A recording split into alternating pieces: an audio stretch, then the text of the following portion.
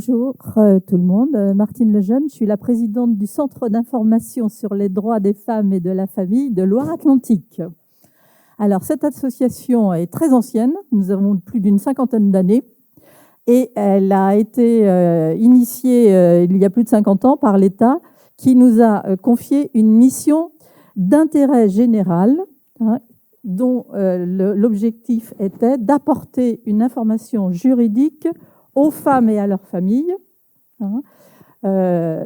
J'insiste bien sur le terme information juridique. Nous ne sommes pas des avocats. Il y a d'autres structures qui sont plus adaptées. Donc cette mission, depuis 50 ans, s'est étoffée, puisque nous avons maintenant comme objectif de favoriser l'autonomie professionnelle, sociale et personnelle des femmes, de promouvoir l'égalité entre les femmes et les hommes, et de lutter contre toutes les violences, quelles qu'elles soient, et particulièrement les femmes. Donc, ceci pour vous dire que nous avons 14 salariés. Ce sont des professionnels, des juristes et des conseillères pour l'emploi. Nous avons des permanences sur Nantes, la banlieue, Saint-Nazaire, la banlieue de Saint-Nazaire, Châteaubriand, Ancenis, le sud, un petit peu partout dans la Loire-Atlantique. Donc pour compléter cette approche, donc nous recevons les personnes, majoritairement des femmes, 85% des femmes, mais nous recevons aussi des hommes, puisque le mot famille inclut la jante masculine. Ils viennent souvent en couple, poser des questions. Et j'insiste bien, ils viennent d'abord, en grande majorité, sur des questions sur le droit de la famille, tout simplement. Nous ne sommes pas au départ uniquement sur des problématiques de violence et de victimes. Nous sommes au contraire ouverts sur un questionnement qui arrive à un moment donné dans une famille pour une femme. Et c'est d'abord ça. Il n'y a pas obligatoirement de situation d'urgence ou dramatique dans nos permanences. Ça peut le faire, mais il n'y a pas que ça. C'est d'autant plus important, me semble-t-il, de dire qu'une personne qui est bien informée, bien orientée, permet sans doute de démêler des situations ou d'apaiser des situations. Et c'est pour ça que j'insiste, nous, on va se positionner presque plus comme une porte d'entrée qui permet à quelqu'un de venir poser toutes les questions. C'est gratuit, sans jugement, sans parti pris, même si nous avons des valeurs féministes et humanistes. Mais c'est bien dans ce cadre-là que les permanences qui sont faites sont effectuées. Nos permanences, pour vous dire, donc, une fois que les personnes, nous avons reçu, pour vous donner une idée quand même de l'ampleur de la situation quand même, nous avons reçu plus de 2100 personnes individuellement sur nos permanences juridiques, sur la Loire-Atlantique. Ça vous donne quand même, et nous ne sommes qu'une des associations. Sur les questionnements sur le juridique, 82% donc, les personnes viennent nous voir sur l'aspect juridique, droit de la famille, mais nous faisons aussi, nous pouvons répondre aussi sur le droit du travail. Nous avons aussi quand même des compétences sur le droit du travail et aussi sur le droit des étrangers. Alors, il y a un CIDFF par département, et les situations dans les départements peuvent être très différentes. Il y a des départements qui vont faire plus de l'accompagnement, comme fait France Victime, par exemple, qui vont avoir aussi des centres d'hébergement, ce qui n'est pas notre cas, puisque nous avons nos collègues Solidarité Femmes qui le font, ou d'autres associations. Il y a des départements qui vont être plus sur les droits des étrangers, parce qu'il y a des situations particulières. Il n'y a pas le terreau associatif qu'il y a autour de nous en Loire-Atlantique. Donc voilà, nous sommes vraiment cantonnés là-dessus. Et je voulais simplement vous préciser que, donc du coup, sur l'ensemble des demandes qui nous sont faites, on arrive assez vite quand même maintenant à la problématique des violences, puisque nous avons presque 35% des demandes qui sont faites dans nos services juridiques qui portent sur des questions de violence. Alors, d'abord parce que nos personnels sont formés de plus en plus et que le questionnement arrive très vite. Ça, c'est vraiment l'évolution très nette qu'il y a eu ces dernières années. Et puis aussi, sans doute, parce que la parole s'étant libérée, mais aussi les situations de violence augmentant aussi. C'est quand même le constat que l'on peut faire par nous-mêmes. Donc ça, cette problématique fait que nos professionnels orientent vers des professionnels du droit, une fois que nous avons recueilli ces questionnements, vers la médiation familiale, vers les services juridiques, soit la justice, soit la police, la gendarmerie, les associations aussi pour d'autres raisons, et les professionnels de santé arrivent aussi, nous réorientons vers des professionnels de santé. Je voulais compléter juste mon information pour que vous ayez une vision globale. Vous avez, la procureure a parlé tout à l'heure de Citadelle, par exemple. Citadelle, nous sommes d'abord dans des situations de mise à l'abri d'urgence, en premier. Même si aujourd'hui à Citadelle, nous sommes tous à Citadelle aujourd'hui. Donc c'est-à-dire une personne qui voudrait utiliser les services de Citadelle, qui est un service public d'une collectivité, elle pourrait venir prendre un rendez-vous et quand c'est pas urgent, il y a une prise de rendez-vous, mais il y a un délai, et ça c'est le cas aussi pour nos associations. Elle prend un rendez-vous et ça lui permet d'avoir un peu tous les volets d'une prise en charge d'une victime, ce qui est l'intérêt de Citadelle.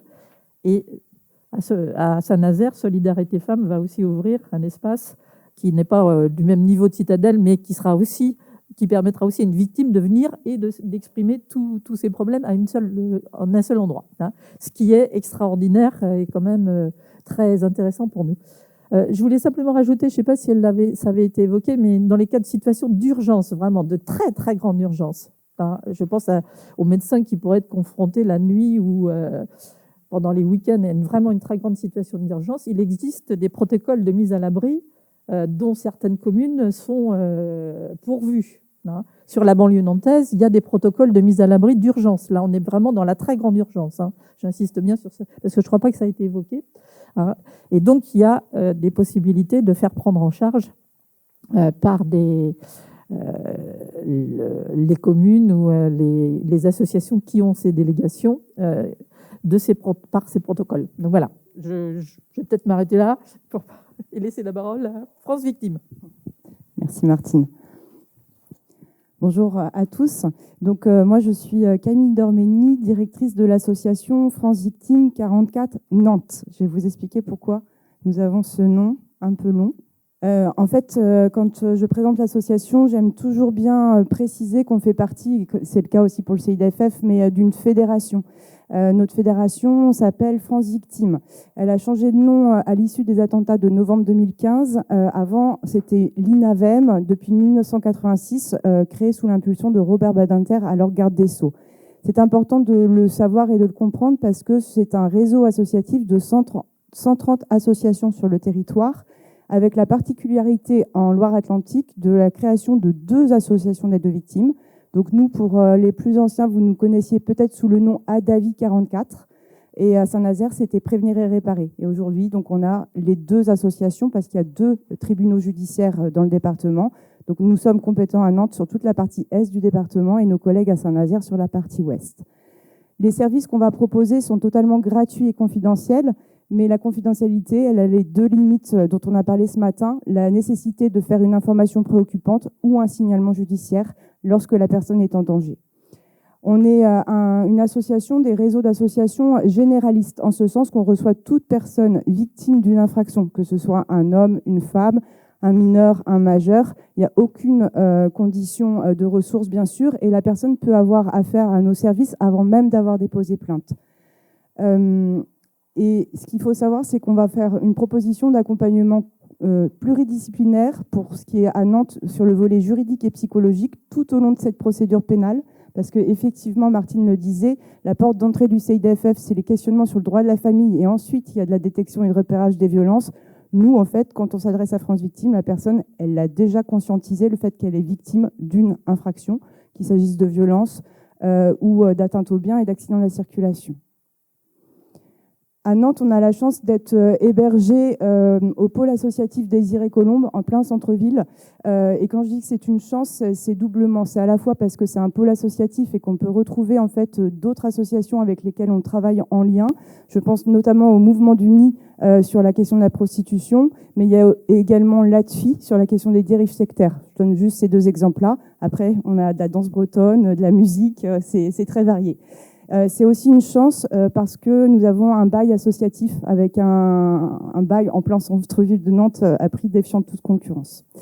Nous ne sommes pas une association, on ne traite les choses que du lundi au vendredi de 9h à 18h. Nous n'avons pas de système d'astreinte, même s'il y a eu des appels du pied de la part du ministère de la Justice notamment, parce que c'est vrai que les déferrements dont parlait Hélène Fessel, ils se poursuivent et ils continuent le samedi et le week-end. Notre accueil, il se fait par téléphone. Si vous orientez une personne victime vers l'association, il ne faut pas lui dire de se déplacer. On n'est pas organisé pour recevoir comme ça sans rendez-vous. C'est vraiment un accueil, un premier accueil téléphonique, donc sur ces horaires-là. Et puis vous le voyez sur la carte, donc on a, comme le CIDFF, et d'ailleurs on se retrouve dans de nombreux endroits, des permanences juridiques en fait décentralisées à Châteaubriand, Valette, Ancenis, Machecou. Et puis 60% des victimes qui nous contactent sont de l'agglomération nantaise, donc on est dans tous les lieux d'accès au droit, Nantes Nord, Dervalières, Rezé, on est présent à la Maison de la Tranquillité publique. On a aussi la particularité, comme association agréée par le ministère de la Justice, de tenir des permanences au sein même du tribunal judiciaire de Nantes. Donc c'est labellisé par le ministère comme étant bureau d'aide aux victimes. Donc là, en fait, on y est tous les jours, sauf le jeudi matin. Et les juristes présentes au BAV, ça s'appelle comme ça, sont là en fait pour à la fois traiter les réquisitions du procureur sur les audiences de comparution immédiate, c'est-à-dire qu'on reçoit tous les jours en fait les coordonnées des victimes dont l'affaire va passer en fait l'après-midi même. Donc la juriste appelle la personne, lui explique ses droits, voit comment elle peut faire valoir son préjudice, se constituer partie civile. Et ça, c'est vraiment de l'explication en temps réel. On ne sait pas le jour même si on va avoir 2 victimes, 10 victimes, parfois beaucoup plus. Donc on s'organise en fonction. Et puis la juriste présente au BAV va aussi faire des navettes entre son bureau dédié et les salles d'audience pour repérer les victimes présentes sans avocat. Je précise qu'on a une convention avec le barreau de Nantes et que pour les audiences de comparution immédiate, on peut être en relation avec l'avocat de permanence pour les victimes et ça facilite les choses également. Et là, vous avez aussi quelques photos de Citadelle dont Martine a parlé. Donc effectivement, c'est un établissement ville de Nantes, mais dans lequel en fait il y a beaucoup d'opérateurs, c'est le nom qu'on nous donne, de structures soit associatives, soit plus institutionnelles, qui sont présents. La victime va être reçue au départ par une coordinatrice de parcours. Ça, ce sont des professionnels employés par la ville de Nantes. Et ensuite, cette coordinatrice de parcours va pouvoir proposer un rendez-vous avec le juriste du CIDFF, avec éventuellement une psychologue de SOS Inceste. Et nous, à France Victime, on y est présent tous les jours par le biais d'un mi-temps juridique et un mi-temps psychologique. Alors la photo d'équipe n'est plus du tout à jour, parce que dans nos associations, il y a beaucoup de mouvements. Les gens ne font pas forcément carrière, en tous les cas aujourd'hui. Mais en fait, ce qu'il faut que vous sachiez, c'est qu'on a 13 salariés. Donc c'est une association loi 1901, donc il y a des bénévoles, mais les bénévoles sont vraiment là pour gérer la politique associative. Ils ne reçoivent pas le public. Ensuite, on a 13 salariés. Pour ce qui nous concerne à Nantes, il y a 2 accueillants de victimes, 7 juristes et 3 psychologues. La 13e, c'est moi. Les stats, sans vous noyer, c'est plus de 5600 victimes reçues l'an passé, plus de 11 000 entretiens réalisés. Et en fait, vous l'avez compris, notre équipe, elle est pluridisciplinaire. Donc, on va proposer un accompagnement sur ce double versant juridique et psychologique. Et que ce soit les juristes ou les psychologues, notre temps d'intervention, c'est le temps de la procédure pénale. Mais on va le voir, ça peut durer des années. On travaille en binôme, on peut accueillir des personnes en fait en entretien dit binôme, c'est-à-dire qu'elle va être reçue par la juriste et la psychologue dans un même temps. Ça, quand je suis arrivée à l'association il y a plus de 20 ans maintenant, ça existait déjà et en fait à l'époque, il faut se remettre dans le temps. Les collègues l'avaient mis en place parce que lorsque à l'accueil, on sentait que la personne était vraiment beaucoup dans l'émotion et qu'on proposait un rendez-vous avec la psychologue, la personne disait « je veux pas, je suis pas folle ». Aujourd'hui, on poursuit ce travail parce qu'on trouve vraiment intéressant à la fois pour les salariés et pour le public reçu, mais ça serait plutôt l'inverse, c'est-à-dire qu'on reçoit plus d'appels de victimes disant « je veux être reçu par une psychologue ». Et notre cœur de métier, c'est aussi l'information juridique. Donc, on maintient cet accueil. Il est vraiment intéressant et il va être un outil de coréférence, c'est-à-dire que la victime, elle va pouvoir poursuivre le suivi avec la psychologue et puis, à des moments clés de la procédure, avoir besoin de revoir la juriste pour avoir de l'information. Je dis là, mais on est une équipe mixte, on a quand même un salarié juriste. C'est des binômes qu'on peut reconstituer pour une préparation à l'audience ou un débriefing d'audience. C'est un peu, voilà, un peu à la carte après. Les juristes, alors exactement comme vous le disiez, la présidente du CIDFF, nous ne sommes pas avocats. Donc en orange sur la vignette, vous voyez tout ce qu'on ne fait pas. On ne fait pas de conseils. Alors c'est souvent un peu compliqué à comprendre, mais on donne de l'information. On dit vous pouvez faire ça, il se passera ça et ça ensuite, ou vous pouvez faire ça. On va pas dire je vous conseille de faire ça. Les personnes victimes cherchent beaucoup de conseils, mais ça c'est vraiment le rôle de l'avocat qui a lui accès au dossier et qui va être dans une stratégie. Ce n'est pas notre cas. Et on ne peut pas représenter, bien sûr, la victime à l'audience. Et puis, on n'a pas non plus pour rôle de chiffrer le préjudice. Donc, sur la base de l'ITT ou des expertises qui sont menées après, une victime de violence, en fait, peut prétendre à réparation de son préjudice corporel. Et là, en fait, nous, les juristes, sont capés pour pouvoir expliquer les différents postes de préjudice. Mais par contre, ils ne chiffreront pas ce préjudice-là. Une fois qu'on a dit ce qu'on ne faisait pas, pour autant, les collègues sont vraiment formés à l'écoute et au soutien moral, à donner de l'information accessible aux personnes qu'on accueille. Et il faut aussi gérer l'accessibilité en fonction du public accueilli. Ce n'est pas forcément toujours la même chose. On essaye d'utiliser beaucoup de schémas. On peut aller proposer une visite de salle d'audience. Souvent, les avocats le proposent à leurs clients lorsque ce sont des procès en cour d'assises, mais moins en correctionnel. De fait, ils n'ont pas le temps. Nous, on va pouvoir utiliser la présence des juristes au BAF pour pouvoir montrer justement comment se passe une audience, qui sont tous ces gens en robe noire qui se parlent et qui peuvent se confronter ensuite pendant l'audience. Et on va pouvoir accompagner dans les démarches. Et ça, cet accompagnement, il est encore plus poussé lorsqu'on est sur des atteintes aux biens, puisque là, on peut vraiment aider la victime à demander dommages et intérêts et ensuite à les récupérer devant le SARVI. L'accompagnement psychologique, c'est important de comprendre qu'à l'association, on n'est pas organisé pour proposer une psychothérapie, en ce sens qu'on ne va pas recevoir les personnes toutes les semaines. Les délais de rendez-vous, c'est à peu près entre 1 mois à 5 semaines. Et en fait, les collègues psychologues vont vraiment travailler sur l'impact qu'a eu l'infraction sur la personne victime et toujours dans le cadre de la procédure pénale. Mais c'est vrai qu'il y a un accompagnement qui peut quand même durer plusieurs mois, voire quelquefois plusieurs années. On parlait ce matin beaucoup de la question des vifs. On appelle ça comme ça entre nous. En fait, on parle beaucoup de femmes victimes de violences conjugales. Et là, c'est vrai que vous voyez dans le diaporama, en fait, des chiffres qui sont assez impensables, puisque entre 2019 et 2024, nous sommes passés de 500 victimes accueillies à 1730 précisément. Donc, c'est plus que triplé. Donc, Monsieur Clément, ce matin, nous parlait du Grenelle, c'était en 2019. L'ouverture de Citadelle, c'était aussi en 2019.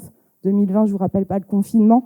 Et en fait, à la fois, il y a effectivement une augmentation très certainement des faits de violence conjugale commis, mais il y a également une augmentation en fait de la révélation de ces faits par ces femmes-là.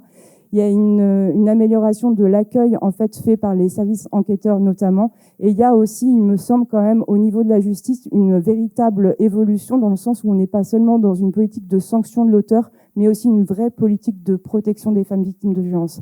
Et ça, pour une association comme la nôtre, on trouve que c'est vraiment très intéressant.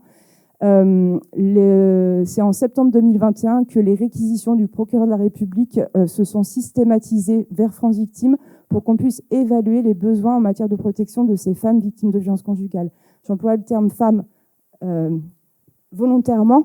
On a quelques situations d'hommes victimes de violences conjugales à la marge, mais c'est tellement massivement et effectivement des femmes que c'est volontaire que j'emploie ce terme-là. Donc les collègues en fait ont un travail qui a beaucoup évolué en peu d'années finalement, puisque notre travail d'accompagnement pluridisciplinaire et généraliste, on le conserve, mais en même temps, il y a vraiment un travail rédactionnel. Le docteur Clément vous disait tout à l'heure que sur vos certificats, il fallait faire attention à dire Madame déclare que, indique que, etc. Employé conditionnel, donc ça, à l'association, on ne le fait pas. Mais en tous les cas, le déclare que, le indique que, c'est dans nos rapports EVI, c'est comme ça que ça s'appelle, qui sont des pièces de procédure. On est très attentif à bien indiquer que ce sont des déclarations. On n'est pas présent lors des événements et ça, c'est important. On va aussi, mais les collègues de Solidarité Femmes en parleront plus, nous, à notre niveau, faire des signalements de téléphone grave danger. Ce sont des signalements qui sont faits à part, qui ne sont pas mentionnés dans le rapport EVI, parce que, je le rappelle, le téléphone grave danger il ne doit pas être connu en fait, de l'auteur. Et puis, c'est nous qui portons le dispositif bracelet anti-rapprochement dont parlait Hélène Fessel tout à l'heure. Et là, dans ce cadre-là, on fait les remises et on fait le suivi des femmes victimes de violences. On participe bien évidemment à tous les copies, les comos, c'est-à-dire aux instances présentées tout à l'heure, où on essaye d'avoir le regard croisé en fait, des différents professionnels sur les situations de danger. Et nous, toujours avec notre casquette, de pouvoir évaluer les besoins en matière de protection. Et juste pour finir, et après je passe la parole à mes collègues, du coup, présenter quelques outils. De toute façon, vous avez les plaquettes là, le Violentomètre, tout le monde connaît. Appel, c'est vraiment une application formidable parce que lorsqu'on ne peut pas remettre un TGD ou un bar, justement, Appel est très rassurant pour ces femmes-là. Et Mémo de vie, qui a été créé par notre fédération France Victime, qui permet à la fois un lieu de stockage sécurisé, je pense notamment, justement, pourquoi pas à des photos, des certificats médicaux, etc., où elles peuvent après donner l'accès à ces documents-là aux services enquêteurs, et c'est la gendarmerie en est très férue notamment. Et puis un journal de bord, c'est un peu voilà, pouvoir indiquer ce qui s'est passé tel jour, etc. On sait que les personnes victimes, surtout sur les infractions dans la durée, ont des pertes de mémoire, ne se souviennent plus forcément, et du coup pouvoir avoir cet outil-là en fait sur leur téléphone ou leur ordinateur et pouvoir en fait séquencer et noter les événements les uns après les autres, c'est vraiment fort utile. Voilà, merci. Je voulais... Alors je rebondis en fait sur ce que dit Camille par rapport au violentomètre. Il existe un violentomètre qui a été adapté pour les adolescents. Donc voilà, je ne sais pas si ça vous intéresse. Peut-être que je peux transmettre... du coup, je me présente. Moi, je suis Lucie Guerrero, je suis psychologue du coup à l'association Solidarité Femmes. Et moi, je suis Emmanuelle Boudot, travailleuse sociale à Solidarité Femmes. Donc, notre association est aussi membre d'une fédération. Donc, c'est 81 associations qui sont réparties sur toute la France. La Fédération nationale Solidarité Femmes, qui est donc à Paris, porte le numéro le 3919. Donc, le service national d'écoute anonyme pour toute violence. Donc, c'est un numéro qui est ouvert 24/24, 7 jours sur 7. Donc, c'est un numéro qu'il faut pouvoir donner assez facilement, puisque si des femmes ont besoin de parler le week-end, par exemple, voilà, elles ont cette ligne d'écoute qui est disponible, en sachant que cette ligne aussi d'écoute, suivant là où les femmes habitent, elles le retransfèrent, en fait, elles donnent les coordonnées d'associations, donc soit de notre fédération, s'il existe une association de solidarité femmes, sur le département où elles habitent. Sinon, elles ont les coordonnées de structures qui peuvent les accompagner. Donc ça, c'est intéressant. Quelques mots sur, du coup, notre asso qui existe depuis 1978. Donc, effectivement, on s'appelait avant SOS Femmes. Les premières places, on va dire, d'hébergement ont été ouvertes en 1984. Et donc vous voyez qu'en 2011, SOS Femmes devient Solidarité Femmes Loire-Atlantique, puisqu'avant, il existait une association sur Châteaubriand qui a fermé. Donc du coup, maintenant, nous sommes une association départementale.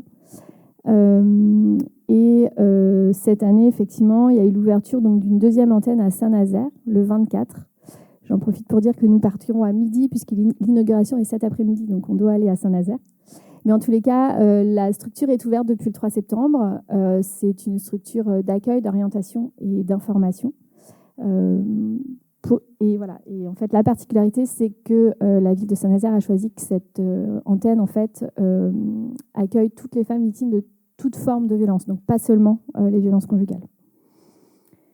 Voilà, on vous a mis le numéro de téléphone, l'écoute téléphonique de Nantes et de Saint-Nazaire. On a mis des flyers là-bas si vous avez besoin.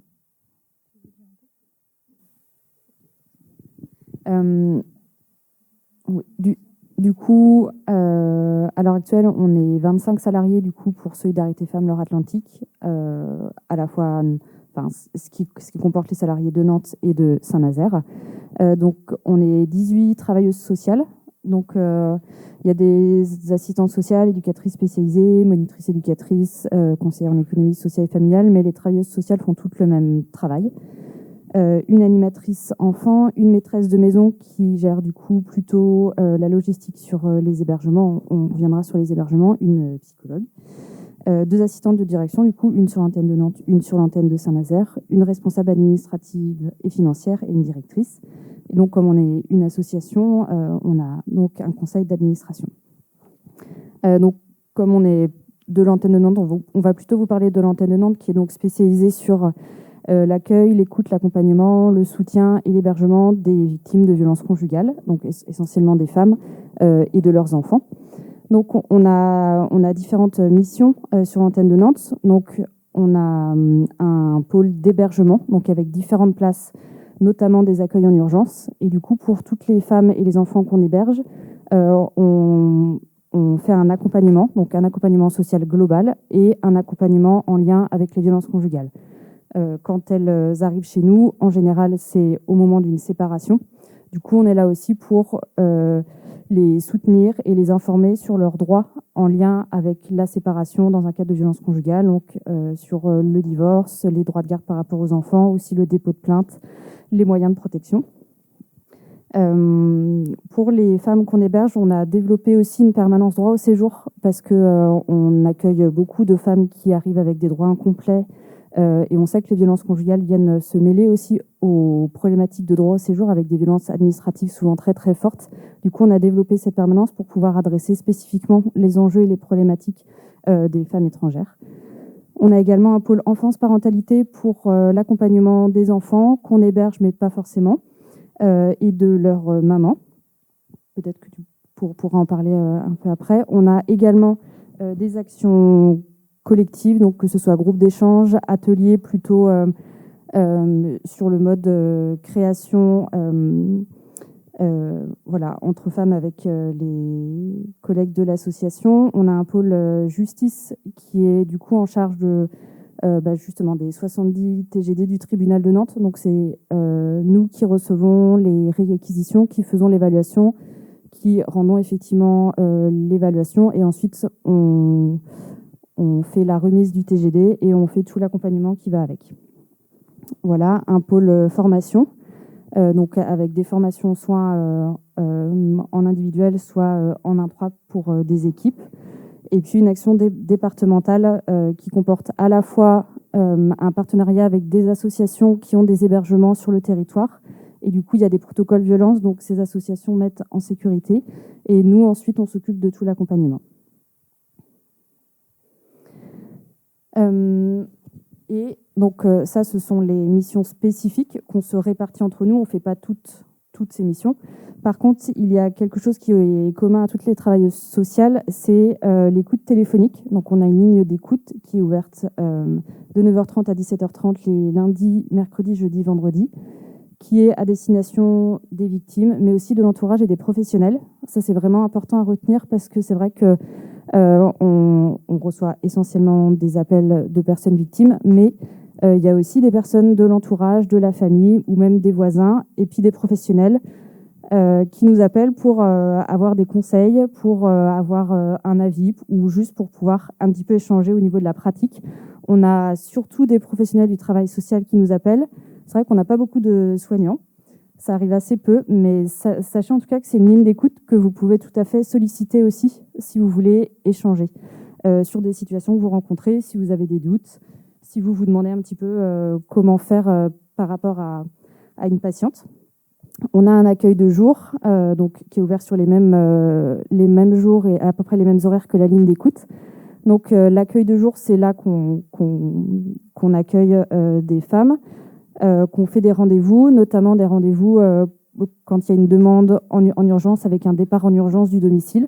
Soit les femmes, en gros, nous appellent sur notre ligne d'écoute, soit elles se présentent directement sur l'accueil de jour et dans la mesure du possible, on peut les recevoir dans la journée ou dans les quelques jours qui viennent. Et du coup, sur l'accueil de jour, on a aussi une cuisine et une salle avec du matériel informatique.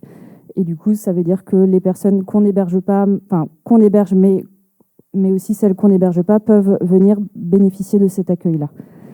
Voilà, donc au niveau de notre hébergement, nous, on ne fait pas de mise à l'abri, on fait des mises en sécurité, c'est vraiment important. On ne vient pas répondre à un besoin d'hébergement, on vient répondre à un besoin de mise en sécurité. C'est-à-dire, au moment de la séparation, on sait que se séparer ne suffit pas à mettre un terme aux violences conjugales et que c'est le moment qui maximise souvent les violences. C'est là aussi où il y a un risque de féminicide le plus important.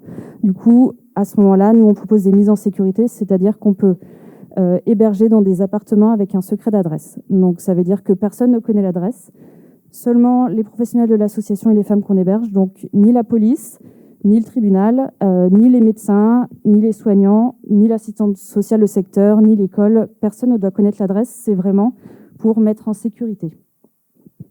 Voilà, donc on a des appartements collectifs sous secret d'adresse et on peut aussi proposer des nuitées à l'hôtel. Donc cet hébergement va donc avec un accompagnement social global et psychologique, soit sur le format individuel du coup avec des rendez-vous, soit seul ou en binôme aussi, on fonctionne beaucoup en binôme, soit aussi avec tous les aspects collectifs qu'on propose à l'association, que ce soit les groupes d'échange, les ateliers, on a des groupes par parole de maire. Et voilà, donc on allie à la fois l'individuel et le collectif. On fait aussi l'accompagnement donc, des femmes sur les territoires avec les protocoles de mise en sécurité en lien avec des associations partenaires. Voilà, et donc la permanence droit au séjour pour de l'accompagnement et de l'information pour les femmes victimes de violences conjugales qui sont en situation irrégulière. Bon, vous avez juste mis quelques chiffres voilà, pour vous donner une idée du nombre de places qu'on a en CHRS, les chiffres de l'année dernière, l'accueil en urgence et les protocoles de mise en sécurité. Juste rapidement sur l'accueil et l'accompagnement des mères et des enfants et des adolescents qui sont victimes de violences conjugales, puisqu'on accueille des femmes, mais qui ont pour la plupart des enfants. Donc, moi, je peux accompagner effectivement les femmes et les enfants, mais j'ai aussi des collègues. On est un pôle, ce qu'on a appelé enfance parentalité. On a des collègues qui ont été formés aussi à l'accueil des enfants. Donc, voilà, suivant les situations, etc., on voit comment on se répartit cet accueil-là. Mais en tous les cas, ce qu'il faut juste savoir, c'est que tous les enfants qui sont hébergés au CHRS ont un entretien d'accueil. On vous a mis une petite diapo en haut. On a créé un livret d'accueil, en fait, qui a été illustré par une illustratrice nantaise, voilà, qui est Pomme. Donc, l'idée, c'est voilà, de prendre un temps d'accueil avec les enfants, leur expliquer qui on est, pourquoi ils sont là, parler de la violence, du fait qu'ils ne sont pas responsables de ce qui se passe, de nommer aussi cette violence, parce que pour beaucoup d'enfants, c'est quand même la première fois qu'ils en entendent parler. Soutenir aussi la mère dans ce discours-là. Donc voilà, on reçoit les fratries plutôt en premier entretien, toujours. Sauf cas exceptionnel, mais globalement, on reçoit les fratries, puisqu'il y a beaucoup de secrets dans les familles où il y a de la violence. Donc voilà, notre idée, c'était aussi de diffuser ce message-là et que tous les enfants l'entendent. On fait aussi beaucoup d'accompagnement à la parentalité aussi, pour les mères, au maximum en suivant leurs demandes, mais parfois, on est un peu proactive aussi en suivant les difficultés qu'on peut repérer. On avait aussi créé tout un système de séances, donc 5 séances autour des émotions, de la violence, etc., à proposer aussi aux enfants. Voilà, donc beaucoup d'ateliers collectifs. Donc j'anime avec une collègue, par exemple, un atelier de contes, donc qu'on essaye de faire une fois par mois, en fait, avec les enfants. Suivant aussi les personnes qu'on accueille au centre d'hébergement, parce qu'au centre d'hébergement, on accueille 85% quand même de femmes issues de l'immigration. Et on a régulièrement aussi beaucoup de femmes enceintes avec des bébés. Et donc, on a créé aussi des ateliers, ce qu'on a appelé maman-bébé, mais aussi parce qu'il y a beaucoup de femmes qui évoquent aussi leur solitude. Le fait aussi que dans leur pays, le fait d'être maman, ça se transmet, ça se partage. Le nombre de mamans qui expliquent qu'on est devant la porte de chez soi, assis sur un banc et on discute avec la voisine et que les enfants, souvent, ils s'éduquent à plusieurs et que voilà, il n'y a pas la même conception de la famille aussi. Donc ça, c'est aussi très aidant pour elles. En tous les cas, elles apprécient beaucoup avoir ces temps-là aussi où elles peuvent échanger avec d'autres femmes. Comme le groupe d'échange aussi Parole de Mère, qui est vraiment que sur des questions éducatives. Là, les femmes peuvent partager aussi entre elles leurs difficultés d'avoir vécu des violences conjugales ou de vivre toujours en fait des violences conjugales et de devoir éduquer leurs enfants. Et il y a aussi régulièrement des projets pour accompagner les ados, parce que les ados, ils aiment déjà pas trop venir me voir moi, individuellement, enfin vraiment clairement, Et donc l'idée, c'était plutôt de créer du collectif autour de ça, d'essayer de monter des groupes, parce que voilà, c'est plus... Mais ça, c'est pareil, ça dépend de la population qu'on a au centre d'hébergement, donc c'est des choses qui tournent. Voilà. Bon, les accueils collectifs, vous aurez compris qu'à l'ASSO, on est aussi beaucoup sur le collectif. Le groupe d'échange, donc je l'anime tous les jeudis matins, vous pouvez orienter les femmes, c'est à 9h30. C'est sans inscription, puisque ce groupe il a été créé aussi pour les femmes qui étaient très contrôlées et qui ne pouvaient pas forcément anticiper le fait de se dire jeudi à telle date, à telle heure, je viens. C'est jeudi matin, là, monsieur il n'est pas là, les enfants sont à l'école, je peux venir, donc je viens. Peut-être parfois, en tant que professionnel, on peut avoir des a priori sur le collectif en disant oui, mais les femmes, elles ne sont pas prêtes à parler, etc. Sachez que globalement, quand elles arrivent, oui, ça peut être dur au début, mais en fait, l'émulation aussi, l'engagement aussi de voir d'autres femmes dans leur situation, qui sont hébergées, qui sont encore en situation de violence, ou au contraire, qui s'en sont sorties, mais qui reviennent aussi, ça peut être aussi, ça peut les engager en tous les cas, les accompagner dans le fait de pouvoir parler.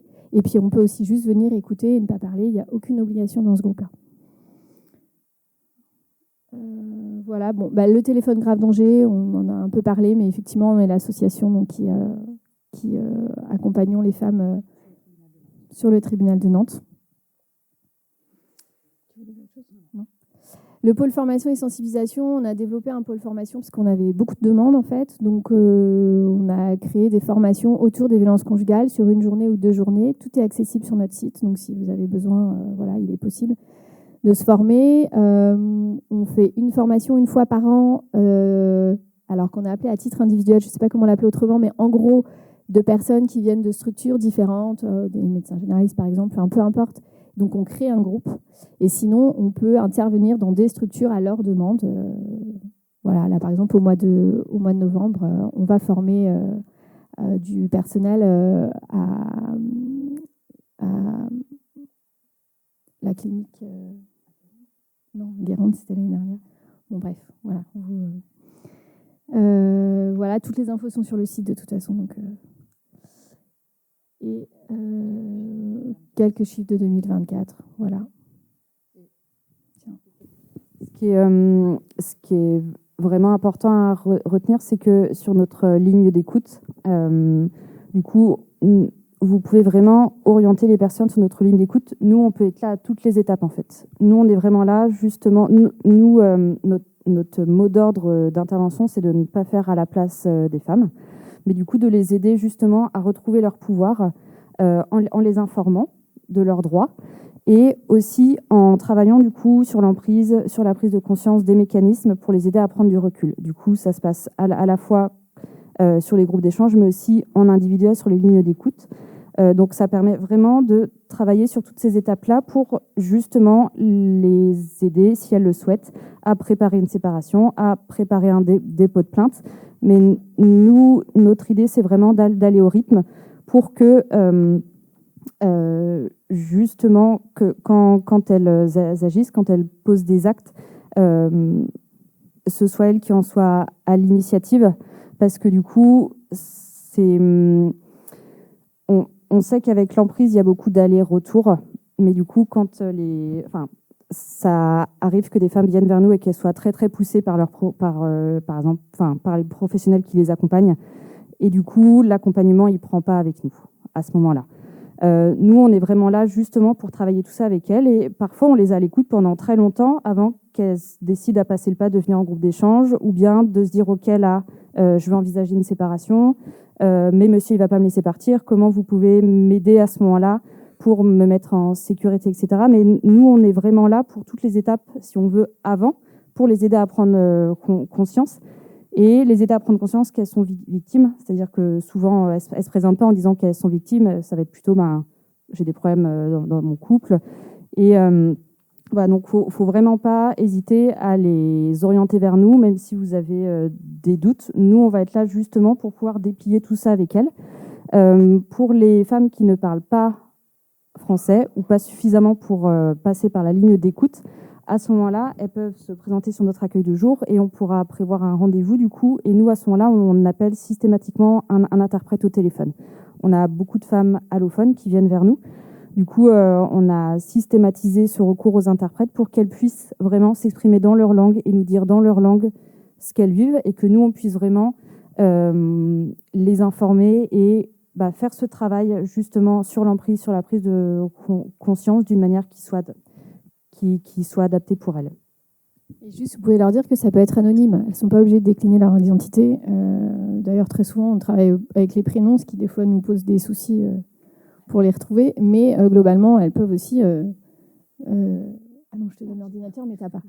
Elles peuvent ne pas du tout nous donner leur identité. Voilà, c'est pas d'obligation de ce côté-là. Bonjour à tous, bonjour à toutes. Je m'appelle Marie Bréhu, je suis psychologue clinicienne et j'interviens depuis bientôt 10 ans pour l'association SOS Inceste et Violences Sexuelles, alors qui a changé de nom. C'est aussi la raison pour laquelle je n'ai pas de support, puisqu'aujourd'hui nous nous appelons l'association EVA. On a fait le choix de changer de dénomination pour plusieurs raisons, mais notamment parce que passer le pas de SOS Inceste et Violences Sexuelles, on s'est rendu compte au fil des années, les jeunes nous ont aussi aidés à nous rendre compte au fil des années que c'était pas si simple que ça. Et donc on a fait ce choix-là depuis maintenant 2 mois de changer de nom. Donc en témoignage à la fondatrice de l'association, Eva Thomas, on a fait le choix de ce prénom, qui est aussi un prénom plus doux à nouveau que SIVS 44. Et donc, avec changement de nom, va changement de logo, va changement d'identité visuelle. Et donc, tout ça est encore au travail, mais en fin de construction. Et donc, quand tout sera d'actualité, je ne serai pas sans vous envoyer nos nouvelles plaquettes et nouvelles affiches, etc. Donc l'association EVA, qu'est-ce qu'on y fait? Aujourd'hui, nous, on est une équipe de 4 psychologues.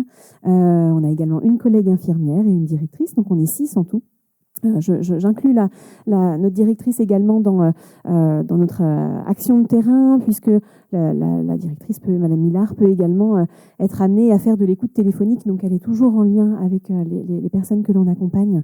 Nous, notre spécificité, on accompagne des personnes qui sont victimes de violences sexuelles, donc de toute forme de violence sexuelle. On accompagne autant les personnes victimes que leurs proches, et on accompagne des personnes qui sont victimes dans l'enfance. Statistiquement, c'est ce qui est le plus important, le prédominant, parce que les statistiques nationales sont de pair avec nos statistiques et notre vécu dans la réalité. Donc on a un nombre important de personnes victimes dans l'enfance, que ce soit d'inceste en particulier, de pédocriminalité d'une manière générale, et on accompagne également les personnes victimes de violences sexuelles à l'âge adulte. Voilà. Nos accompagnements démarrent à partir de 15 ans. C'est en réflexion d'accompagner, de reculer encore l'âge, mais on ne rentre plus dans les mêmes conditions d'accompagnement. On fait face à un autre système aussi, le système judiciaire, qui est un petit peu moins présent dans nos accompagnements aujourd'hui. Soit la question judiciaire est déjà passée, soit elle est toujours en questionnement, mais en tout cas, elle ne s'accompagne pas de la même manière. Donc, on accompagne à partir de 15 ans, sans limite d'âge, évidemment. Pour autant, la moyenne d'âge des personnes accueillies à l'association est d'environ 30-35 ans, pour plein de raisons, peut-être des choses qui vous parlent dans vos cliniques respectives.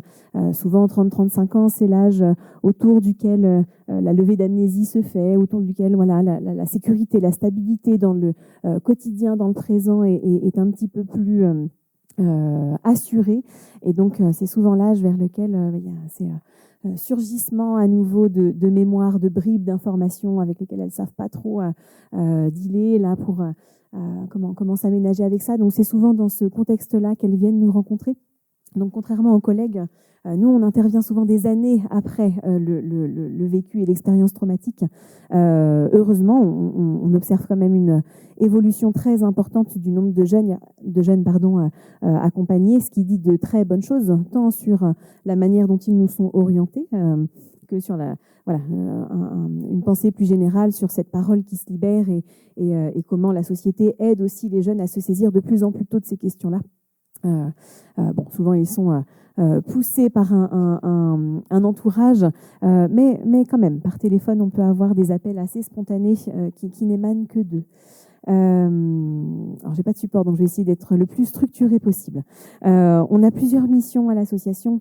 On a toute une dimension individuelle qui est la dimension la plus importante de notre travail. On est donc à majorité psychologue, donc on a la possibilité de proposer des suivis thérapeutiques, donc avec une régularité. Alors, on voit nos patients à peu près toutes les 2 semaines, toutes les semaines quand il y a une nécessité urgente de les rencontrer de manière rapprochée. Ce qui est chouette, c'est qu'à l'association, on a la possibilité de proposer un accompagnement qui est gratuit pour les 15-25 ans. À nouveau, nous, notre cœur de métier, c'est l'accompagnement psychologique. Alors, bien sûr, on est attentive à la dimension corporelle, puisque les traumatismes sexuels sont psychiques, mais également, bien sûr, la premier objet effracté est le corps. Pour autant, on voit que, on sait que dans le temps, et on observe que dans le temps, ce qui fait trace et ce qui continue de laisser des traces s'inscrit avant toute chose dans la dimension psychique. Donc c'est ça qu'on vient accueillir et travailler en premier lieu. Donc on a cette possibilité d'un accompagnement thérapeutique régulier pour des personnes. On a différents profils qui viennent nous rencontrer à l'association. Soit ce sont des personnes qui, comme je vous le disais, sont dans des débuts de levée d'amnésie, donc elles sont dans un effondrement psychique où elles ne savent pas comment gérer là, ce qui arrive, elles n'arrivent plus à se croire, elles sont dans le doute. Souvent l'entourage, vous savez bien, surtout dans la dimension incestuelle, vient minimiser, vient banaliser, vient voire annuler ce qu'elles tentent d'en dire. Donc on les accueille là dans ce grand moment de vulnérabilité et on a un rôle de valorisation aussi du mouvement, de validation. Alors on ne sera jamais là pour caractériser des faits, c'est pas ça notre travail. Ça, pour le coup, on fait appui aux collègues judiciaires pour apporter un éclairage justement caractérisé. Mais pour autant, on entend les effets, on entend la dimension psychique derrière qui a été bien malmenée. Donc on a ce type de profil-là, et puis on a dans un second temps des personnes qui peuvent être déjà accompagnées à l'extérieur, mais qui ont quand même besoin de venir dans un lieu dédié à ces questions-là, dans un lieu plus expert de ces questions-là, pour continuer de travailler et continuer d'élaborer autour de ce qu'elles travaillent à l'extérieur. Je ne suis pas sans vous apprendre non plus que vous avez bien dû vous rendre compte que travailler seul dans des dimensions traumatiques complexes, souvent ça ne donne pas grand-chose, ou en tout cas ça permet d'amener de l'apaisement et du soulagement à un instant T, mais il y a toujours cette nécessité de travailler en maillage pour que la personne... À nouveau, qui dit traumatisme complexe dit toute la complexité de l'organisation psychique, sociale, amicale, relationnelle de ces femmes et de ces hommes. Et donc, c'est comment on permet aussi d'organiser autour d'elles, on soutient en tout cas l'organisation autour d'elles d'un maillage thérapeutique global, plus global. Nous, on travaille la question psychologique, mais à nouveau, il y a la question du soin qui parfois est très, très, très loin chez ces personnes-là. Et puis la question de l'insertion sociale, qui à nouveau est en difficulté.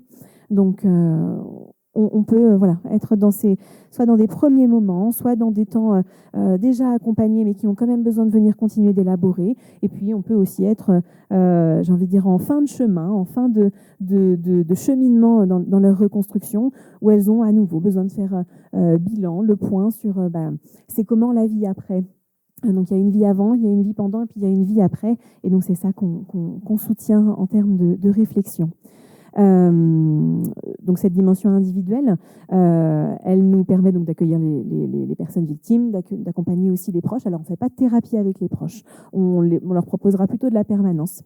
Les personnes d'ailleurs qui sont suivies à l'extérieur viennent pas chercher à nouveau puis ce serait même pas déontologique de proposer 2 suivis thérapeutiques. Donc que ce soit les proches ou que ce soit les personnes suivies à l'extérieur, on leur propose ce qu'on appelle des temps de permanence, qui sont des temps mensuels.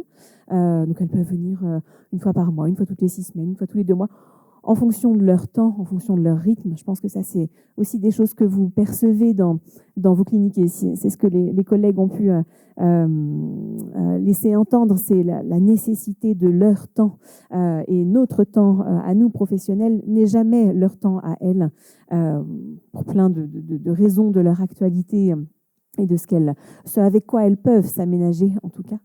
Donc on est attentive aussi à ça. Alors on n'est que des femmes là pour le coup à l'association. Donc on est attentive à ces questions-là. Également pour les proches, on peut autant accompagner des conjoints qu'on accompagne des parents d'enfants victimes, qu'on accompagne des fratries, ou en tout cas des frères et sœurs de personnes victimes. Également des professionnels, bien sûr. On est souvent sollicité, que ce soit en rencontre physique, d'intervenir au sein des services pour réfléchir à des situations, que des professionnels qui ont besoin d'échanger, d'avoir un éclairage ou en tout cas d'être soutenus dans l'éclaircissement, puisque la clinique de l'inceste, c'est avant tout la clinique de la confusion. Donc souvent, en tant que professionnel, on est happé dans cette confusion-là et faire appel à un tiers extérieur pour faire un pas de côté sur la lecture de la situation, ça peut être assez soutenant. Donc, on peut être contacté pour ces raisons-là. On a également toute une dimension de groupe, puisqu'on propose aujourd'hui 3 groupes de parole, voire même 4 groupes de parole. J'ai pas précisé que on a, en plus d'avoir changé de nom, d'avoir changé de logo, on a aussi déménagé là il y a 3 semaines. Donc tout est à refaire de notre communication. Aujourd'hui, on a réintégré de locaux qui étaient les nôtres il y a quelques années maintenant, qui se trouvent rue Paul Bert. Donc là, on est au niveau du quartier Chantenay, l'arrêt Croix-Bonneau de la ligne 1 du tram quartier Zola. On est dans ce territoire-là, mais on accueille bien sûr très généralement, très globalement en termes de géographie sur le secteur nantais. On a également une antenne sur Saint-Nazaire. D'ailleurs, on aura des locaux là très prochainement au sein du 24. On a également un temps de permanence sur Nord-sur-Erdre, sur Rezé. Donc tout ça sont des permanences physiques en présentiel dans des bureaux qui nous sont mis à disposition. Et on a également un dispositif qui s'appelle le mobile écoute. C'est notre collègue infirmière Lucille Danet qui propose, qui est en responsabilité de ce dispositif. En fait, je ne sais pas si vous avez déjà entendu parler de ça, c'est une ancienne ambulance qui a été restaurée en espace de consultation et qui qui en tout cas va vers le public. À nouveau, on sait combien la porte de nos associations sont compliquées à passer. Et on a transformer cette ambulance en espace neutre. Il n'est pas noté, il n'était pas noté SOS inceste et violences sexuelles sur l'aventure du camion. Il n'y a même rien, en fait, il y a juste un petit dessin, un petit logo, un ancien logo qu'il faudra également changer. Et donc cette collègue va vers un public qui, soit symboliquement, ne pouvait pas venir nous rencontrer. Voilà, à nouveau, pour toute cette dimension de passer le pas, soit parce que tout à fait logistiquement, sur le territoire, il n'était pas possible de se déplacer jusqu'à Nantes. Donc cette collègue, elle emmène notre camion sur le vignoble et sur le Pays Dré. Voilà. Le lundi, elle est sur le Pays Dré et le jeudi, elle est sur le vignoble. Toutes nos rencontres, comme les collègues, je pense, en tout cas une bonne partie des collègues se font sur rendez-vous. Il n'est pas possible de venir à l'association de manière spontanée. Ou alors, si c'est le cas, on prendra rendez-vous. Bien sûr, on prendra 5-10 minutes pour échanger et accueillir, mais on ne pourra pas dédier un temps de rendez-vous pour cette venue. Donc ça c'est la dimension qui concerne les personnes victimes, leurs proches. Et puis on a un second volet d'action pour nous, professionnels de l'équipe, qui est plus en lien avec la formation. Alors on n'est pas organisme formateur, mais en tout cas on peut être appelé assez régulièrement sur des temps de sensibilisation. Donc des sensibilisations soit sur des thématiques très générales en lien avec le traumatisme psychique des violences sexuelles, soit sur des domaines plus spécialisés, spécifiques, l'inceste entre frères et sœurs. Alors j'aime pas dire inceste fraternel, il n'y a pas d'inceste fraternel, ça résonne pas bien avec le terme d'inceste. Donc inceste dans les fratries, ou la question transgénérationnelle évidemment, puisque l'inceste est toujours une question transgénérationnelle, en tout cas est souvent une question transgénérationnelle, ou sur le climat incestuel. Voilà, on est à même on a la clinique en tout cas suffisante pour parler de ces différentes spécificités de la question des violences sexuelles faites dans l'enfance. Voilà, et dernière chose, parce que vous aviez les plaquettes sur la table, on a créé il y a maintenant peut-être 2 ans ce qu'on appelle les jeudis pro, qui sont des matinées qui sont ouvertes à toute formation professionnelle, qui voilà, sont adressés à pluridisciplines, qu'importe le milieu professionnel. En tout cas, à partir du moment où vous vous posez des questions, souvent parce que ça fait partie de vos accompagnements, c'est une clinique que vous rencontrez en tout cas dans vos pratiques, c'est une collègue qui propose donc des thématiques, donc un petit peu ce que je vous racontais là, des thématiques dédiées à la question de l'emprise, à la question des enjeux familiaux, comment un système familial voilà, est pris dans la violence et dans le trauma également.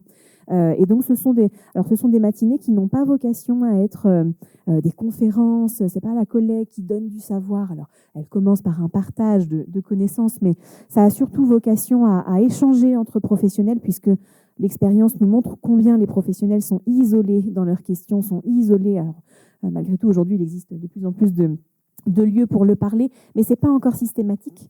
Et donc, voilà, ces matinées, elles ont été créées pour ça, pour se rencontrer ensemble, échanger ensemble sur des questions, sur des expériences, voilà, être dans le partage en tout cas de ces questionnements-là, et au mieux se donner de la ressource et se donner conseil.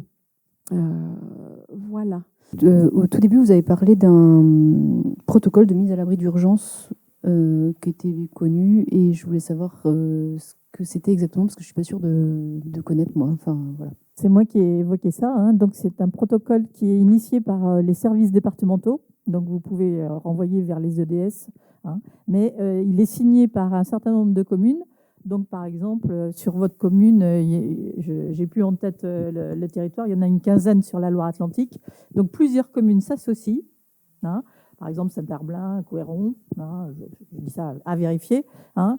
Et donc, dans le protocole, il va être identifié par ces communes, les services communaux, la police municipale, les intervenants sociaux éventuellement. Il va être identifié la possibilité de mettre à l'abri, mais là, je parle bien de mise à l'abri en urgence. Hein, c'est un peu différent de la notion de mise en sécurité, mais enfin là, on est vraiment dans l'urgence. Hein, des logements hein, qui sont aussi confidentiels, hein, bien entendu, mais qui peuvent être répartis sur les communes. Donc là, on est dans la gestion d'une situation à un week-end, 2-3 jours, une urgence, quelques mois. Hein, après, on peut basculer dans d'autres types. Donc, c'est extrêmement important pour les élus, par exemple, qui sont d'astreintes le week-end, ou pour je pensais aux médecins qui peuvent être d'astreintes le week-end, ou à la police municipale, ou à la gendarmerie, de pouvoir trouver une solution qui n'est pas qu'un hôtel, hein, parce que ça, les nuits d'hôtel, en effet, ça peut toujours se faire, mais on est différent. Et ces logements, ces protocoles, met en œuvre aussi une association. Il peut y avoir plusieurs associations sur le territoire. Hein. Donc, les personnes peuvent être accompagnées, au moins pendant ce temps-là. Hein. Donc, c'est pour ça que je me permets de le signaler, parce que ça me semble un élément important dans l'ensemble de tous les dispositifs qu'il y a. Pour compléter par rapport à l'accueil en urgence, Citadelle fait de l'accueil en urgence. C'est-à-dire qu'entre minuit, on va dire, et 6 heures du matin, Citadelle peut proposer une mise à l'abri en urgence. Maximum, c'est 3 nuits. Si ce sont des violences conjugales, jusqu'à 18 heures, c'est notre association. Et ensuite, le 115, en fait, il y a un partenariat aussi avec le 115 sur la question des violences conjugales, hein, où ils prennent en charge, en fait, les femmes qui sont victimes de violences conjugales. Et en attendant qu'on les reçoive. Et en dehors de ces horaires-là, donc à partir de minuit et le week-end, Citadelle, en fait, offre cette possibilité de pouvoir mettre à l'abri les femmes. Du coup, on s'aperçoit, les chiffres parlent que les violences intrafamiliales augmentent. Je voulais savoir si au niveau de l'âge à peu près des enfants, déjà la grossesse, c'est peut-être une période plus à risque. Et la moyenne à peu près d'âge des enfants. Et ma deuxième question, c'était du coup l'accompagnement que vous faites à Solidarité Femmes spécifique pour les enfants, justement, ce qui est mis en place. Merci. Alors, effectivement, la grossesse est souvent une période à risque pour plein de raisons, mais aussi parce que pour les agresseurs qui sont souvent très tournés sur leurs propres besoins à eux, ils ont du mal en fait à accepter que les regards vont se tourner vers leur partenaire, et pour plein d'autres raisons aussi. L'âge des enfants, globalement, à l'association, c'est assez aléatoire. C'est un peu difficile de répondre à cette question. On va avoir des périodes où on a énormément de jeunes enfants. On a des périodes aussi où on a beaucoup d'ados. Globalement, visuellement, voilà. C'est assez aléatoire. En ce moment, on est plutôt sur... c'est plutôt hétérogène en ce moment. Si on réfléchit, on a plutôt... ça va de 5 mois à 17 ans. Donc voilà, on a quand même... Et votre dernière question sur l'accompagnement qu'on propose spécifiquement aux enfants, ça a été un long parcours de réflexion à l'association. Moi, je travaille à l'association depuis 15 ans. Il y a 15 ans, honnêtement, les enfants, on savait qu'ils étaient là, mais on n'avait pas encore pris la mesure, en fait, de ce que pouvait être de grandir dans une famille où il y a de la violence conjugale. Le leitmotiv principal au départ, c'était... et aussi parce qu'on a été aussi beaucoup accompagnés par Karen Saldier, qui est une psychologue qui travaille beaucoup avec les enfants qui sont victimes de violences conjugales. Et j'ai retenu cette phrase qui m'avait beaucoup marquée, qui m'avait dit, est-ce que quand on accueille les enfants, en fait, essayer de s'imaginer ce qu'ils vivent, en fait, se mettre à leur place et d'essayer de voir à travers leur regard d'enfant ce que ça signifie de vivre au quotidien avec un père qui violente sa mère, d'aller à l'école tous les jours et de se demander si, quand je rentre en fait de l'école, est-ce que je vais retrouver maman vivante ou pas. Donc voilà, donc ça a été aussi tous ces questionnements-là. Et donc nous,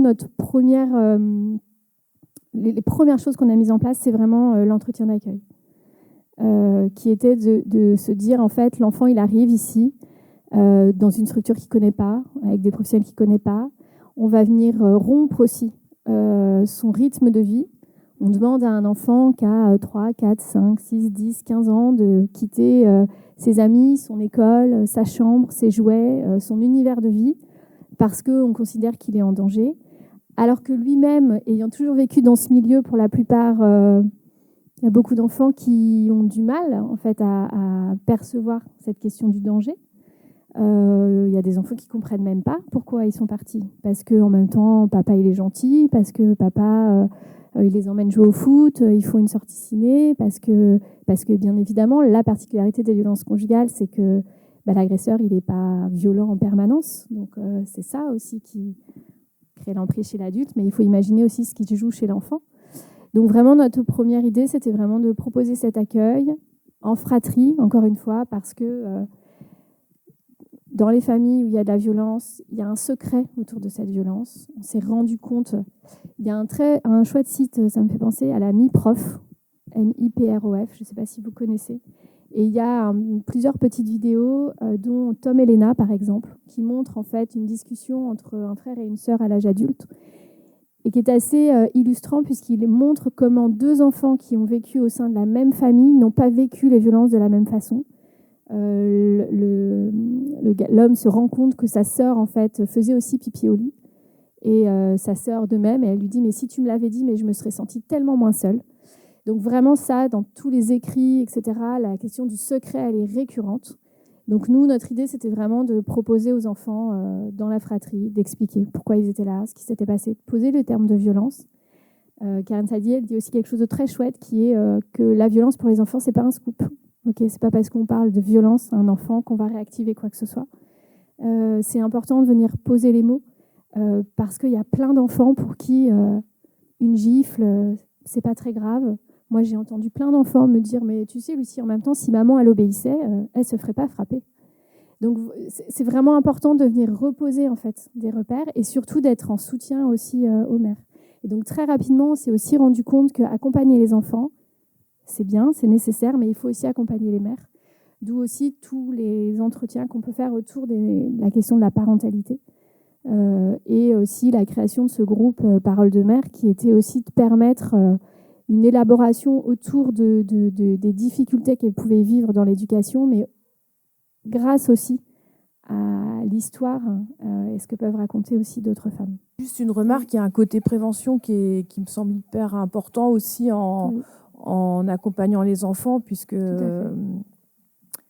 c'est peut-être ça qui est en train de changer maintenant par rapport aux générations d'avant, quoi. Enfin, complètement. On peut espérer, c'est quand même majeur en fait. Oui, je suis assez d'accord avec vous. C'est aussi toute une réflexion globale sur la société. On entend beaucoup parler de l'éducation genrée, de toutes ces choses-là. Effectivement, il y a aussi les violences conjugales, c'est un continuum aussi sur beaucoup de violences et aussi peut-être le reflet aussi de l'organisation d'une société. Donc, la prévention est essentielle. Dans les écoles aussi, enfin... Je ne voulais pas être pessimiste, mais c'est quand même aujourd'hui ce qui est en recul concernant la prévention. Et donc, c'est un vrai défi pour notre société, je crois. Je parlais de la prévention individuelle pour chaque enfant qui est dans une famille violente, de peut-être pas accepter, ou même se remettre dans des situations de violence.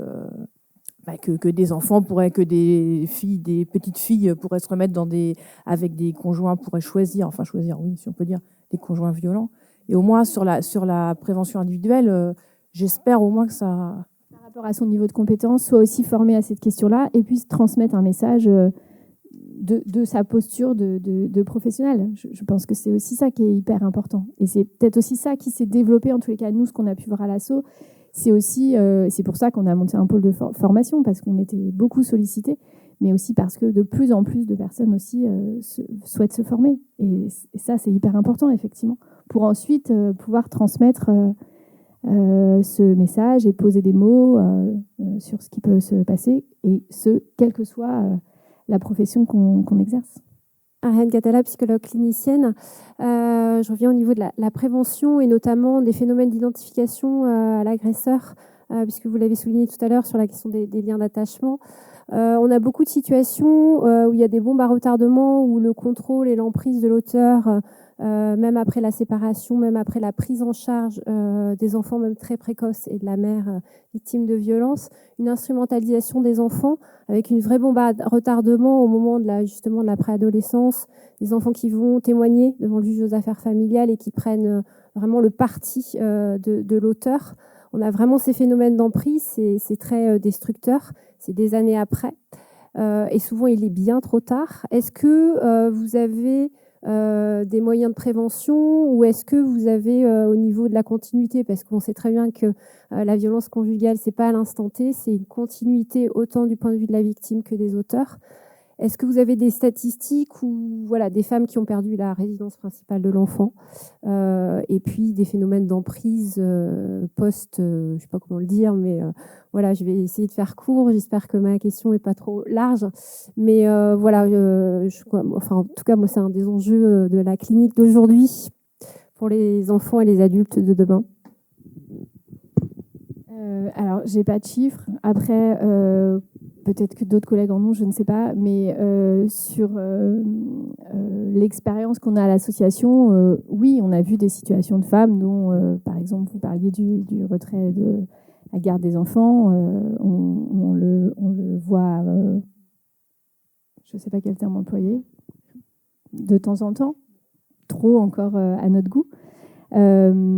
Mais il est clair qu'au sein des familles se jouent différentes dynamiques, que les enfants endossent différents rôles et que il faut imaginer aussi les enfants dans un mode de survie, hein, clairement. Donc, pour survivre, quel rôle je vais adopter? Comment est-ce que je vais me situer par rapport à ma mère, par rapport à mon père? Dans le conflit de protection aussi, on parle beaucoup du conflit de loyauté, mais au sein des familles où il y a de la violence, il y a aussi beaucoup une question de conflit de protection. Et il y a des enfants qui font le choix, alors je mets ce terme choix entre guillemets, hein, de se situer du côté du père parce que c'est là qu'on va survivre, c'est là l'enfant il apprend dès tout petit la notion instrumentale de la violence et que du coup avec ça on obtient des choses et que c'est de ce côté-là qu'on va pouvoir vivre, se sentir peut-être plus en sécurité. Alors ma question elle n'était pas tellement sur l'évaluation parce qu'on le sait. On les voit, les phénomènes d'identification, on a aussi les stratégies d'emprise et on connaît les stratégies des auteurs. C'est plutôt qu'est-ce qu'on en fait une fois qu'on le sait, et si on n'en fait rien, c'est que du coup aussi on est quelque part, ce que dit Édouard Durand, hein, si dans une pièce il y a un loup et qu'on ne dit rien, on est du côté du loup.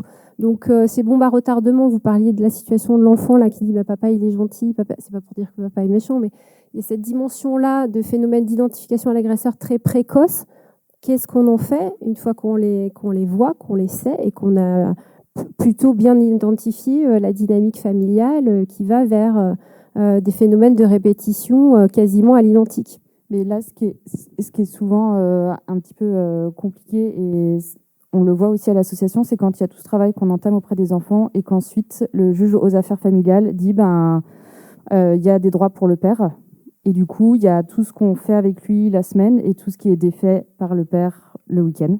Et du coup, là, c'est très dur, en fait, parce qu'il y a encore cette idée que les violences conjugales, c'était sur la mère, mais qu'un mauvais conjoint pourrait être un bon père. Et du coup, l'idée que s'il n'y a pas eu de violence physique directement sur l'enfant, au fond, l'enfant peut bien aller passer un week-end sur 2 chez son père et que ça ira. Mais nous, ce qu'on voit, c'est que l'enfant, ça reste un lien et que souvent, il est aussi instrumentalisé pour continuer à atteindre la mère, que ce soit justement en continuant à le rallier à lui, ou bien en continuant de saper l'autorité de la mère, aussi sa place de mère, en fait. Et du coup, même avant que l'enfant ait l'âge de dire au juge « je veux vivre avec mon père », il peut aussi lui-même, quand il est plus jeune, se montrer violent envers sa mère, en fait. Et du coup, et c'est des situations que je trouve très compliquées sur notre ligne d'écoute, de mères qui nous appellent en disant « mais mon fils, il est extrêmement violent avec moi maintenant, mais si je le laisse aller chez son père, j'ai l'impression que je vais le perdre, en fait, complètement. » Du coup, il y a Donc, en termes de prévention, il y a effectivement tout ce qu'on peut faire au niveau individuel, mais c'est vrai que le soutien de la justice aiderait. Voilà. Démunis aussi, clairement. Les droits sont ordonnés par le juge. On sait les violences qui sont vécues. On sait effectivement que, alors oui, certes, il n'y a pas de violence physique. Oui, certes, l'enfant n'est pas maltraité physiquement, mais il l'est psychologiquement. Et en même temps, cette femme, elle ne peut pas ne pas donner son enfant au père parce que sinon, elle risque, et on l'a vu, des situations où des femmes étaient du coup inculpées parce que l'agresseur déposait plainte, etc. Donc, c'est des situations qui sont extrêmement complexes. Après, il y a aussi toute la question du soin à ces enfants. C'est-à-dire que nous, on voit beaucoup de situations où les pères refusent aussi de donner l'autorisation du soin aussi pour un accompagnement psychologique, par exemple. La question des CMP qui, outre sont débordés, demandent aussi à avoir l'autorisation des 2 parents. Donc, globalement, voilà, il y a tous ces freins-là aussi. Moi, je partage alors, je ne sais pas quel terme employer, mais en tous les cas, moi, ma colère, si on parle de moi, ma colère, parce que moi, on peut les accompagner le temps à l'assaut, mais après, derrière, les relais sont très compliqués à trouver, concrètement.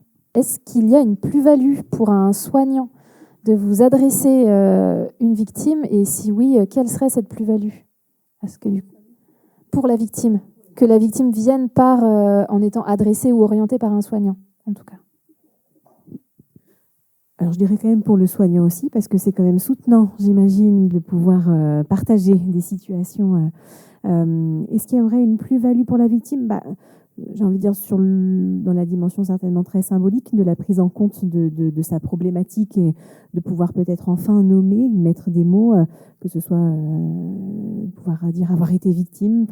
Voilà, quand on a éloigné à nouveau cette question-là pendant tant d'années et de trouver un allié justement, je rejoins ce que disaient les collègues ce matin sur comment vous, professionnels soignants, vous êtes les premières lignes là souvent réceptacles aussi de ces histoires et comment vos premiers mots font sens et permettent ou non parfois d'ouvrir ces portes-là. Après, dans nos associations respectives, j'ai envie de dire qu'importe l'orientation, si ce n'est que pour nous, c'est de savoir ce qu'il y a derrière comme soutien aussi dans le parcours de ces personnes-là. Après, voilà, très, très honnêtement, qu'elles soient orientées par une gynécologue ou un médecin généraliste, nous, ça nous dit juste des choses sur le soin en place. Est-ce qu'il y a une plus-value particulière? Je ne sais pas, mais en tout cas, ça a dit de bonnes choses, de ce qui peut déjà être mis au travail, par quelle voie, comment, par quel biais, de qui est la demande. Est-ce que c'est ce que disaient, je crois, les collègues tout à l'heure, l'insistance du professionnel, ou est-ce que ça émane d'une demande individuelle? Voilà, de quoi ça parle, tout ça. souvent, je vois à l'association, la première porte, ça peut être des questions judiciaires, puisque c'est ce qui est le plus accessible psychiquement. C'est palpable, c'est factuel, voilà. Ça parle plus rapidement. C'est pas notre cœur de métier, donc on a des connaissances très basiques sur la justice aujourd'hui. Donc soit on oriente vers les collègues quand la demande est celle-là, soit on passe derrière cette demande pour aller regarder ce qui se joue et ce qui est possible d'en dire. Juste préciser que la plus-value pour la victime, si vous l'orientez vers nous, vous qui êtes là ce matin, c'est que vous avez normalement bien compris la complémentarité de chaque structure et que du coup, en fonction des attentes du patient que vous avez en face de vous, vous allez pouvoir savoir vers quelle structure il faut orienter. Tout à fait. Je crois qu'on vous a présenté en effet un peu tout ce que l'on pouvait apporter aux victimes et à vous-même. Et en effet, pour ce qui nous concerne le CIDFF, j'insiste sur la partie préventive finalement. Si vous avez un petit doute ou si vous voyez une personne qui n'est pas à l'aise, il n'y a pas obligatoirement derrière pour l'instant des problématiques de violence, mais enfin bon, même simplement ça, de savoir vers quelle structure les orienter ou de mettre à disposition des plaquettes ou les petits flyers qui sont faits notamment par le service des droits des femmes. Donc ne serait-ce que ces gestes-là vont rencontrer à un moment donné un problème d'une de vos patientes ou d'une personne que vous côtoyez. Et c'est ça, parfois, qui est un premier petit déclic. Et on le sait tous, on a tous évoqué le temps, la durée. Ça va durer peut-être des mois, des années, et c'est des personnes que vous allez revoir. Et donc, le fait peut-être d'avoir déjà eu ce petit déclic, ça va revenir, ça va être des allers-retours entre vos patients ou les gens que vous côtoyez, puis nos associations. Et ça, je pense que c'est sans doute extrêmement important parce qu'on est sur une action à la fois préventive et à la fois dans une durée qui peut s'avérer assez longue. Et d'ailleurs, j'en profite pour vous dire qu'on a beaucoup de violentomètres à la CPTS. Donc, si vous en voulez pour vos cabinets, vos salles d'attente, espaces de santé ou autres, n'hésitez pas à nous contacter. On en a en français, mais il en existe en plein de langues. Donc, si vous avez des besoins spécifiques dans des langues en particulier, c'est pareil. Nous, on peut faire le relais à la CPTS avec le département pour en avoir et du coup, vous les donner. Donc, soit passer nous voir ou nous, on peut se déplacer aussi. N'hésitez pas.